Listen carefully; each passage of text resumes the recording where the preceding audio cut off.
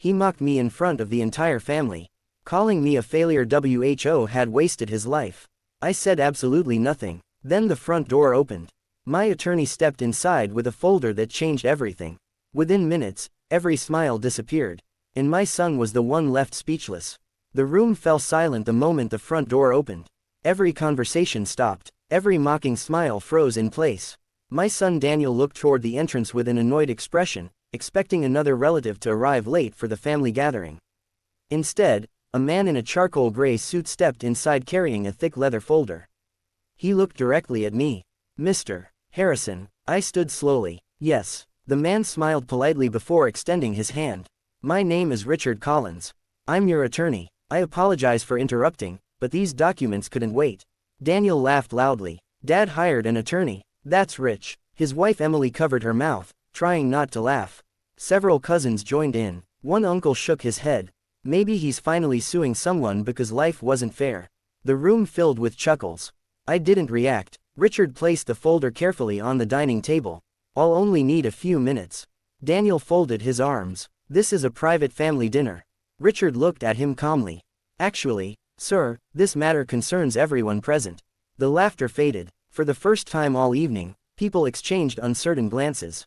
Richard opened the folder and removed several sealed envelopes.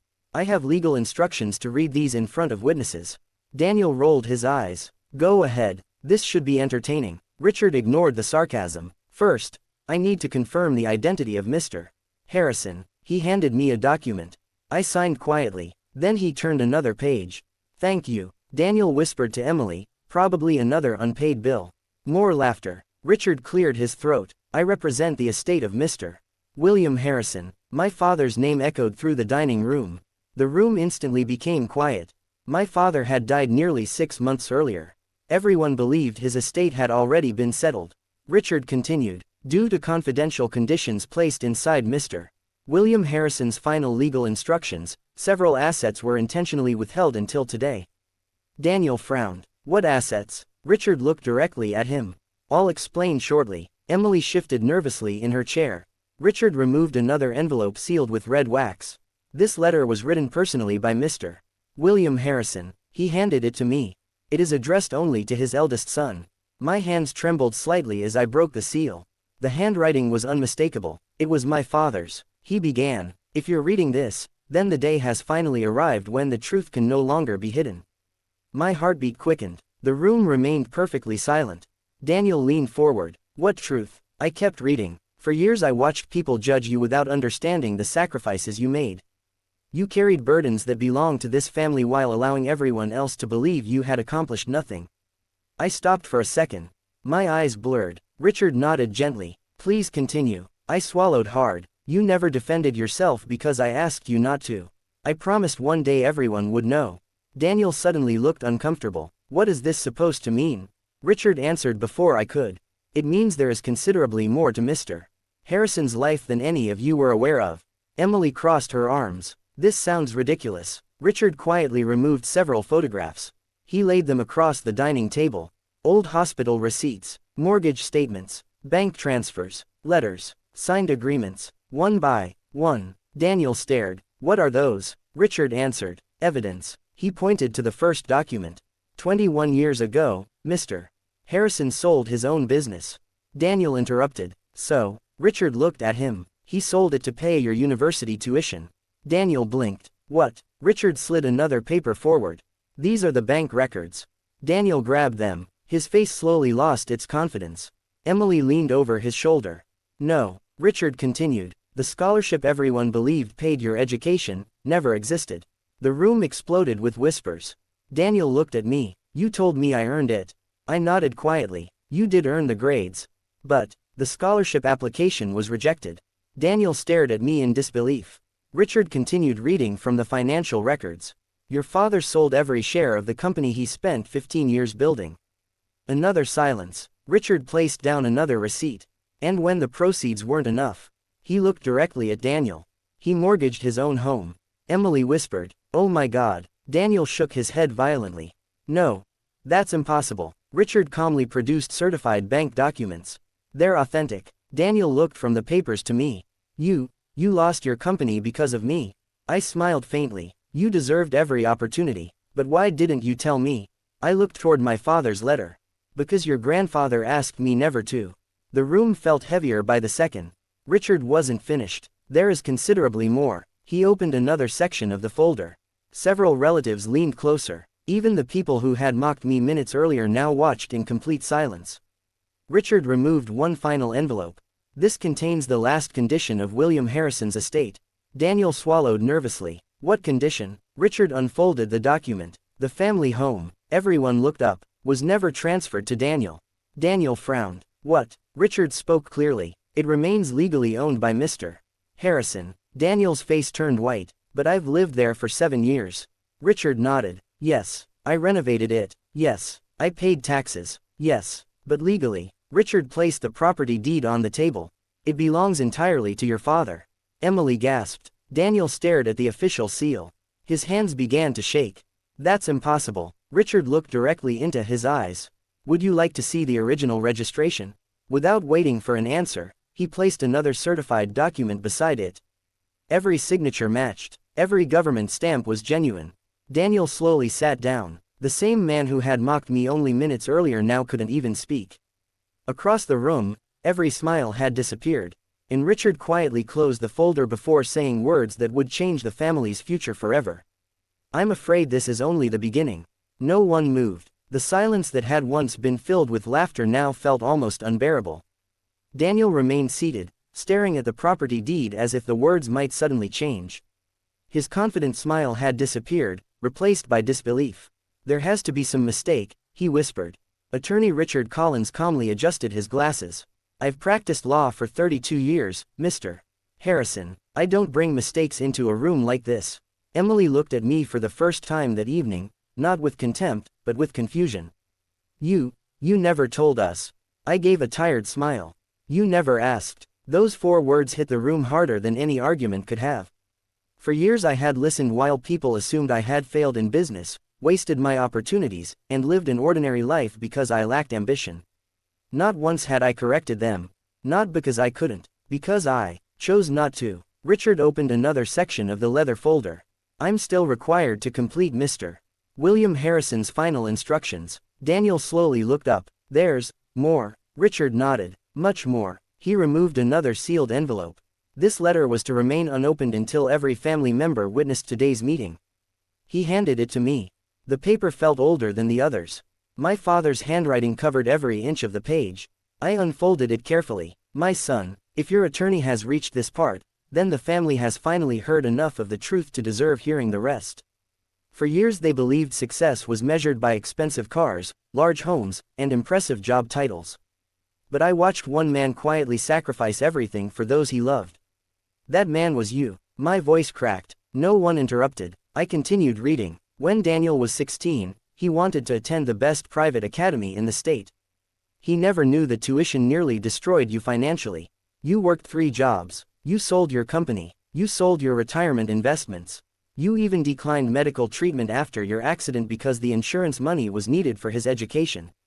Emily covered her mouth. Daniel stared at me. You were injured. I nodded. It healed. Richard quietly placed hospital records on the table. They confirm multiple surgeries postponed for financial reasons. Daniel's eyes widened. You never told me. You were studying for your final exams. You almost lost your hand. It recovered. You could have lost everything. I smiled gently. But you didn't. Daniel lowered his head. For the first time in years, he looked like the frightened teenager I remembered. Richard continued. There is another matter. He placed a small velvet box on the table. Inside was an old silver key. Everyone looked confused. What does that open? Emily asked. Richard answered. A safety deposit box. Daniel frowned. I've never heard of it. No one has. Richard removed another document. Mr. William Harrison rented it 27 years ago. And it may contain the most valuable part of the estate. The room fell silent again. Richard looked at me. The key has always belonged to you. I picked it up slowly. My father had never mentioned it. Not once. Richard smiled faintly. He believed the right moment would eventually arrive. Daniel looked exhausted. Dad, I looked toward him. I'm sorry. His voice trembled. I know what you thought. I believed you had failed.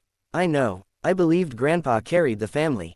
I know. I judged you. I didn't answer. Instead, I walked to the kitchen and poured myself a glass of water.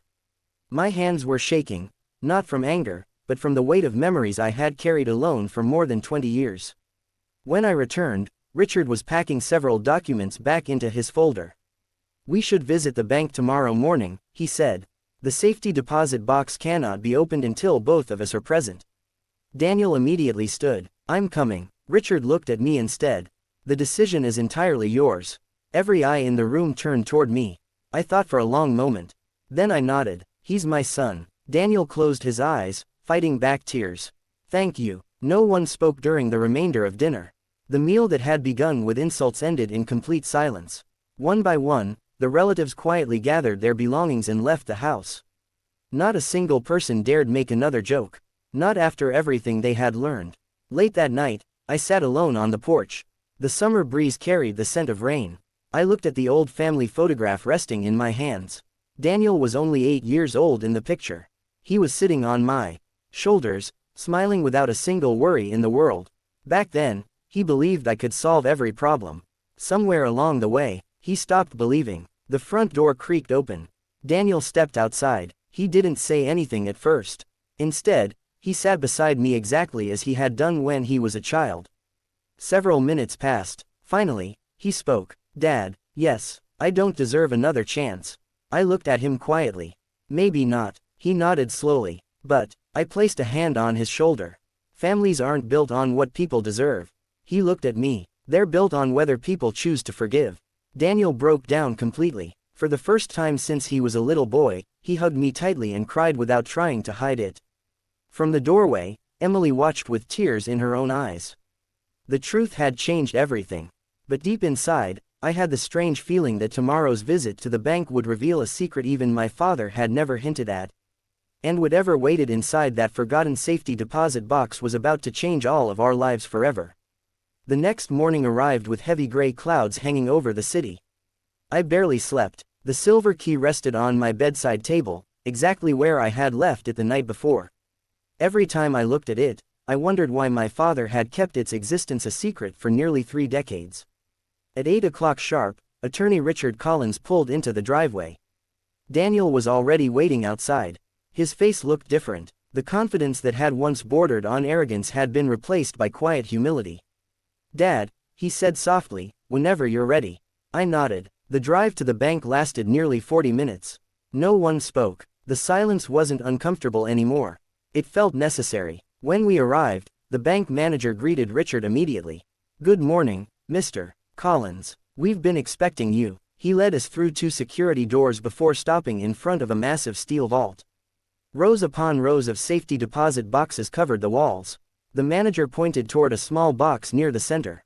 "Box 417. I took a deep breath and inserted the silver key. Richard placed a second master key into the lock. "Together," he said. The locks clicked at the same time. The drawer slid open. Inside wasn't gold. There wasn't a stack of cash. Instead, there were 3 neatly wrapped packages, a leather journal, and a single envelope marked "For my son." Only after the boxes opened, I carefully picked up the envelope. Even after all these years, I instantly recognized my father's handwriting. My hands trembled as I opened it. "My son, if you've reached this moment, then you've already learned that silence often carries greater strength than revenge. But there is one final truth you deserve to know. Everything I owned was never my greatest achievement. You were." I paused. Daniel lowered his head. I continued reading. "When your mother became ill, every doctor told us the treatments would cost more than we could ever afford. You sold everything without hesitation. You never asked your brothers or sisters for help. You simply worked harder. Your sacrifices gave your mother 3 more beautiful years with her family. She knew exactly what you had done. She asked me never to tell you how proud she was because she feared you would only sacrifice even more." A tear rolled down my cheek. I hadn't heard my mother's voice in nearly 20 years. Yet reading those words made it feel as though she were standing beside me again. Richard quietly handed me a handkerchief. The room remained silent. I reached for the leather journal. Its cover was worn with age. Inside were hundreds of handwritten entries. Every page carried dates stretching back almost 25 years. My father had written about birthdays, family vacations, Christmas mornings, school graduations. He had recorded memories I thought everyone else had forgotten. Then one page caught my attention. It was dated 18 years earlier. My grandson Daniel no longer smiles at his father the way he once did. Success has begun changing the boy.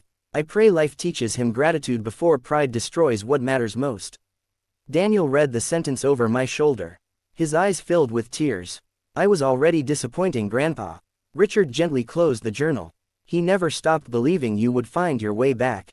The second package contained dozens of old photographs. Many had never been developed until recently. One picture stopped Daniel cold. It showed me working late at a construction site after midnight. My clothes were covered in dust. Behind the photo, my father had written one sentence. Third job. Still smiling because Daniel starts college next month. Daniel couldn't breathe. I thought you worked in an office.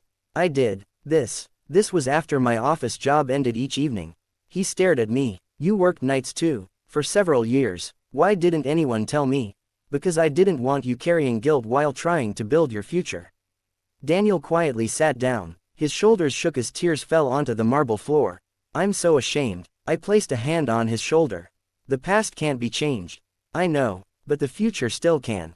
Richard smiled. I believe your father would agree. Only one package remained. It was larger than the others. Inside lay an old wooden box. Richard looked surprised. I wasn't aware this existed. There was no lock. I slowly lifted the lid. Inside rested a faded envelope and a small brass medal. The medal was engraved with my father's initials. Underneath it was a folded note. I unfolded it carefully. My son, if you're reading this, then you've discovered the one possession I valued above all others. This medal was awarded to me for an act of courage many years before you were born. I always believed true courage wasn't found in a single heroic moment. It was found in ordinary people making difficult choices every single day. You earned this medal long ago. Not because of one act, but because you spent your life putting your family before yourself. Wear it with pride. You've already become a better man than I ever was. The room fell completely silent. Even Richard lowered his head respectfully. Daniel slowly walked toward me. Without saying a word, he knelt beside my chair. Dad, his voice broke. I'm sorry for every cruel word I ever said. He looked directly into my eyes. I spent years believing money defined success. He shook his head. But today I finally understand. The richest man in this family was never Grandpa. It was you. For the first time in many years, I smiled without sadness. Outside the bank, the clouds finally began to clear. A single ray of sunlight broke through the sky, illuminating the medal in my hand. But none of us realized that another secret, hidden within the journal itself, was still waiting to be discovered, a secret that would force the entire Harrison family to confront one final truth before this story could truly come to an end. 3 days after we opened the safety deposit box, the Harrison family gathered again. This time, no one laughed when I walked through the front door. Instead, they stood. My younger brother, Michael, was the first to speak. I owe you an apology. I looked at him but said nothing. For years, he continued, I believed the stories. I thought you had thrown away every opportunity Dad gave you. He lowered his eyes. I never once asked what really happened. One by one, my sisters, cousins, and even distant relatives admitted they had judged me without knowing the truth. I accepted every apology with the same simple response. I hope we've all learned something. Later that afternoon, Richard Collins arrived carrying another folder. I wasn't expecting you, I said. I found something while reviewing your father's journal. The room became quiet. He placed the journal on the dining table and carefully turned to one particular page. There are numbers written in the margin. Daniel leaned closer. They look random. Richard smiled. I thought so too, until I realized they weren't numbers. What are they? Coordinates. The next morning, Richard, Daniel, Emily, and I drove to the location. It led us nearly 2 hours outside the city to a small piece of countryside. An old farmhouse stood in the distance. The roof was worn. The fence leaned slightly. Nature had almost reclaimed the land. Daniel frowned. Grandpa never owned a farm. Richard handed him an official document. He did. What? He purchased this property 34 years ago. Why didn't anyone know? Because he never told anyone. We walked toward the farmhouse. Inside, dust covered nearly every surface. Old furniture remained exactly where it had been left years ago. On one wall hung dozens of family photographs. Many of them had never been displayed in our home.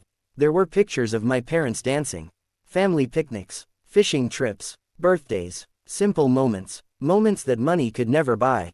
In the corner of the living room stood an old wooden desk. Inside its drawer was another envelope. My name was written across the front. I opened it carefully. My son, if you have found this place, then you have discovered the only property I ever purchased purely for happiness. Whenever life became difficult, your mother and I came here. No business, no money, no responsibilities, just family. I always hoped one day you would bring your own family here and remind them what truly matters. Daniel slowly looked around the farmhouse. His eyes stopped at one faded photograph. It showed me carrying him on my shoulders while he laughed uncontrollably. He picked it up with trembling hands. I don't even remember this. I do, I replied. You insisted on catching butterflies. He smiled through tears. I used to think you never had time for me. I always made time. I just didn't understand how much it cost you. Daniel quietly hugged the photograph against his chest. Emily walked through another doorway. You should all come here. We followed her into a small study. Bookshelves lined every wall. In the center stood an antique writing desk. Resting on top was a leather-bound notebook. Unlike the journal, every page was blank except the first. Across the top, in my father's handwriting, were the words, "The Harrison legacy begins here." Below it was one sentence. Every generation has a choice. Pass down wealth, or pass down wisdom. Only one survives forever. No one spoke. Daniel closed the notebook gently. Then he turned toward me. Dad, yes, I don't want this family to remember me as the man who insulted his father. I remained silent. I want them to remember the man who learned from his mistakes. He took a deep breath. I've already called the realtor. I frowned. What realtor? I'm selling my luxury house. Emily smiled and squeezed his hand. We've decided we don't need a mansion. We don't. She shook her head. We'd rather build new memories here. Daniel looked at me. If you'll let us. For a long moment, I simply looked around the old farmhouse. I imagined my parents laughing here. I imagined my mother making dinner while my father sat on the porch watching the sunset. Then I smiled. I think they would have liked that. Over the following months, the family restored the farmhouse together. No contractors, no hired crews. Children painted fences. Grandchildren planted trees. My brothers repaired the roof. My sisters filled the house with old family photographs. For the first time in decades, the Harrison family worked side by side instead of arguing over money or success. One autumn evening, we gathered on the porch to watch the sunset. Daniel handed me a small wooden plaque. It read, "This home belongs to every Harrison who chooses love over pride." I looked at my son. He was no longer the arrogant man who had mocked me in front of the family. He had become the kind of father I knew he could be. As the sun disappeared beyond the hills, my youngest grandson climbed onto my lap. "Grandpa, yes, were you really a hero?" I smiled and gently shook my head. "No, what were you then?" I looked across the porch at my family, laughing together, sharing food, and creating memories that would outlast any inheritance. I was simply a father who never stopped loving his family. No one said another word. None of us needed to. Because at that moment, every person on that porch finally understood the lesson William Harrison had tried to teach us all along. The greatest inheritance is never measured by property, money, or success. It is measured by sacrifice, forgiveness, and the family that chooses to stand together when the truth is finally revealed. 1 year passed. The Harrison farmhouse had become the heart of the family. Every first Sunday of the month, children, grandchildren, cousins, and relatives gathered around the long wooden table that Daniel had built with his own hands. It wasn't perfect. The edges were uneven, and one leg was slightly shorter than the others. But no one cared. It had been built with love. Daniel had changed more than anyone imagined. He no longer measured success by expensive watches or luxury cars. Instead, he spent weekends teaching his own children how to repair fences, plant trees, and cook family recipes that had almost been forgotten. Emily changed too. She volunteered at a local community center, helping struggling families manage their finances. She often told people, "The greatest lesson I ever learned came from my father-in-law." One afternoon, Daniel walked into my workshop carrying a small wooden box. "I made something for you." I opened it carefully. Inside was the silver medal my father had left me, mounted inside a handcrafted frame. Beneath it was a brass plate engraved with simple words, "To the man who taught us that quiet sacrifice speaks louder than pride."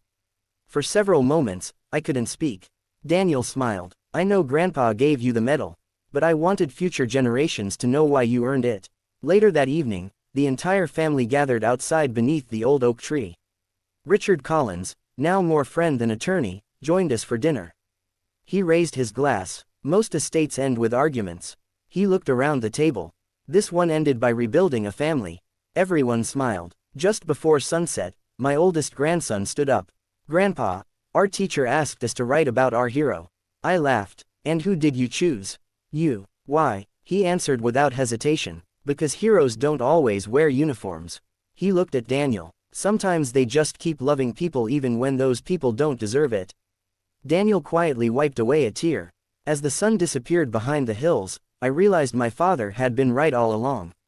Money could disappear, businesses could fail, homes could be sold, but kindness, forgiveness, and love, when passed from one generation to the next, became a legacy that no one could ever take away. The Harrison family had finally found the inheritance that mattered most, and this time, it would never be lost. 5 years later, the farmhouse had become more than a home. It had become a tradition. Every summer, every Thanksgiving, and every Christmas, the Harrison family gathered there, no matter where life had taken them. Children ran through the fields, grandchildren laughed on the porch, and the old dining table was never empty. One Saturday morning, Daniel arrived earlier than everyone else. He carried another leather folder. Seeing it in his hands brought back memories of the day attorney Richard Collins had walked through the front door and changed our lives forever. "Dad," Daniel said, "I need your advice." "What is it?" He opened the folder. "I've been offered a promotion.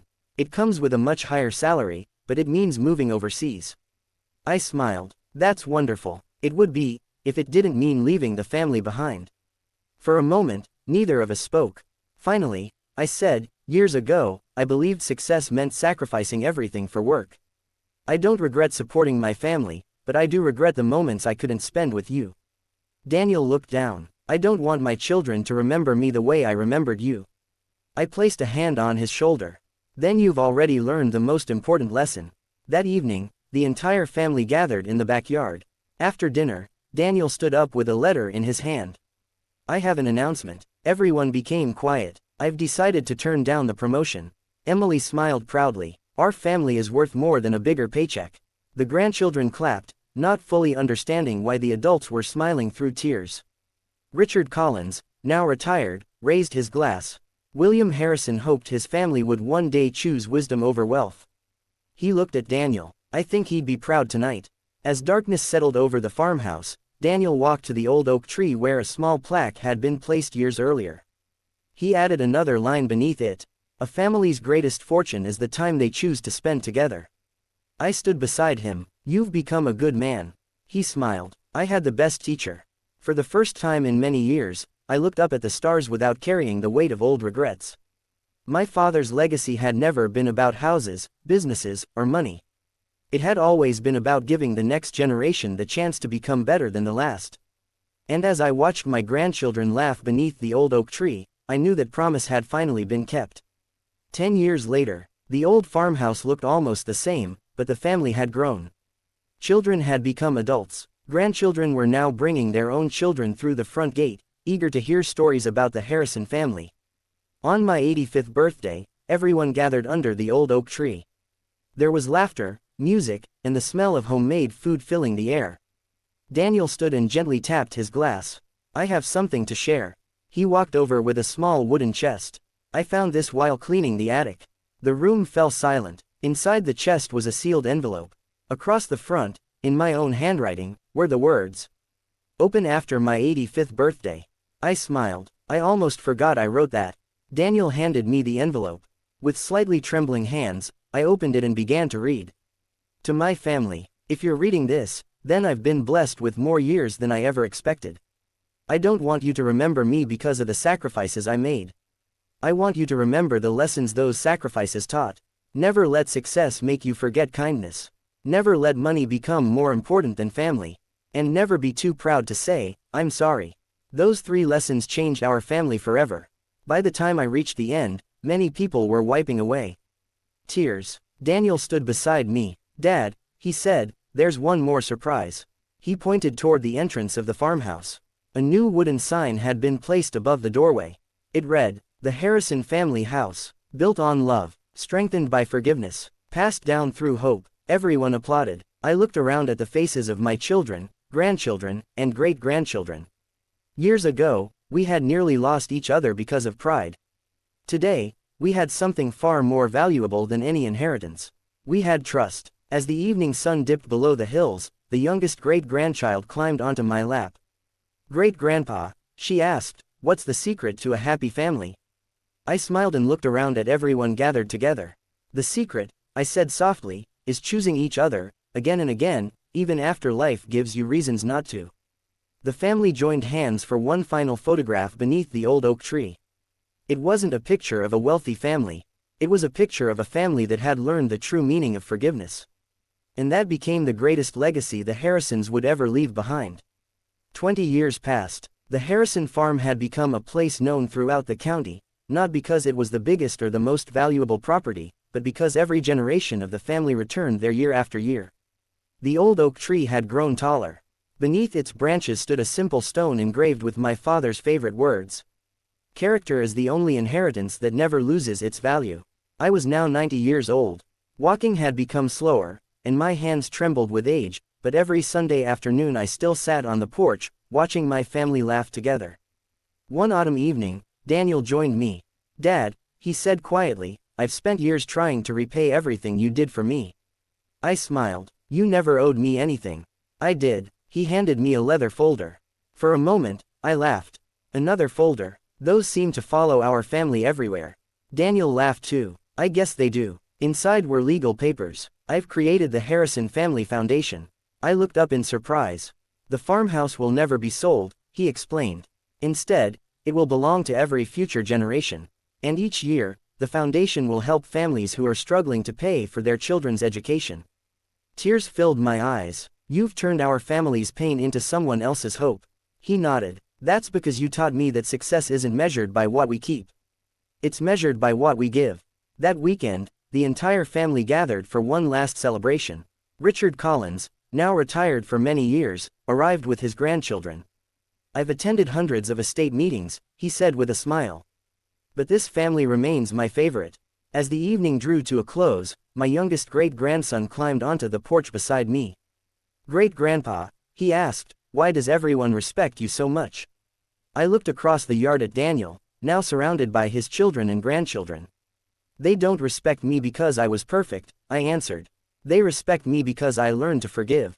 The little boy thought for a moment before smiling. "I want to be like you." I gently squeezed his hand. "No," he looked confused. "I want you to be even better."